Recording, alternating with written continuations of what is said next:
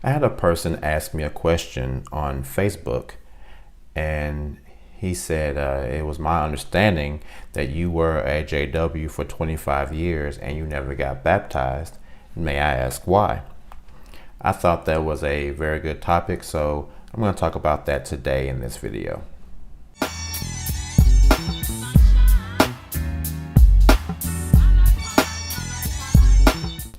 Hey guys, welcome to my channel, K Fits My Life. So as I said in the opening, someone asked me a question on Facebook, and they wondered why, after being around the JWs for 25 years, had I never gotten baptized. So I thought I would talk about that today in this video, and it's a pretty good question. So I was born basically into the Jehovah's Witnesses. I was in the organization since I was a baby.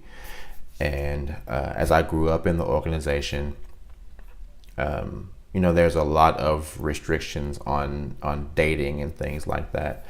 So I maybe had one or two people that I was interested in before I actually started dating the woman that I eventually married.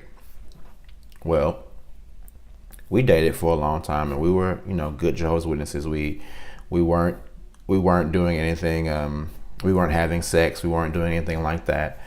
But we were, actually studying together and trying to, be good Jehovah's Witnesses. Well, when I decided to try to go ahead and get baptized, I was actually going over the questions with one of the elders.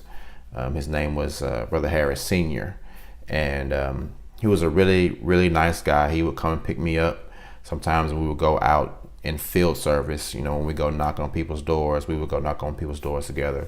And he was kind of like a mentor to try to help me get to the point where I could get baptized and things like that.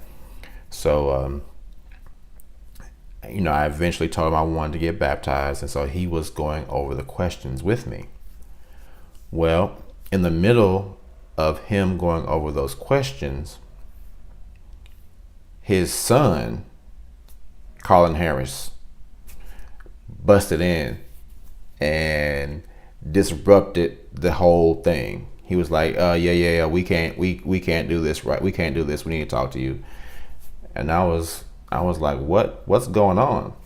And even Brother Harris, Senior, was like, what are y'all doing? And so Colin Harris sat down and said, it has come to our attention that, Keith is seeing another lady from another congregation, and her father doesn't approve of it. And he said, are you seeing this woman? And I mean, we were like 16, 17 years old. And I said, yeah. I said, well, we're seeing each other. And he said, well, are you gonna get married? And I was like, not tomorrow, but I'm like 17. But at some point, yeah, we would like to get married, And so he said, well, her father has, some issues with you. He said that he accused you of being like a homosexual or something like that. And I said, wait a minute, the father of the girl that I just told you that I'm dating and I wanted to marry is accusing me of being a homosexual. I said, why? What basis does he have to base it on, since I'm actually seeing his daughter? And he said, well, the colors of the clothes you wear, the clothes are colorful. And I was like, wait a minute, now take this into consideration too, guys. I'm 42. So this was a long time ago. And back then there were like cross colors. I don't know if you guys remember cross colors, but there were these jeans that they had like red, bright blue, purple, green, yellow, like cross colors came in all colors. And they were super popular. Everybody rocked cross color jeans. And back then, even the slacks that they would wear, like we had really colorful slacks. Like clothes were just really, really colorful back then. So he was saying, yeah, because your clothes are so colorful, and I was like, this doesn't make any sense at all. And so there was another brother in the room with us. His name was Brother Cobbs, James Cobbs, and he was so cool and down to earth. He was a pretty blunt person, and he was the only person in the room that actually had my back. He was like, hold on, we've been knowing Keith since he was a baby. We can't have this other man going around lying on this brother. We know Keith. We know he's not a homosexual. He's been in our midst since he was born. We can't have this man going around lying on this brother. And I was like, thank you, Brother Cos. You got my back. Appreciate it. I mean, okay, you got my back. And so Brother Carlin Harris was like, yeah, well, until this all gets sorted out, you can't get baptized. We can't continue these questions with you. So, that's pretty much it. And so I was pretty much crushed, like literally crushed. And I remember walking out of the meeting. I tried to hold myself together, but I'm like 17. I think I was 16 actually at that time.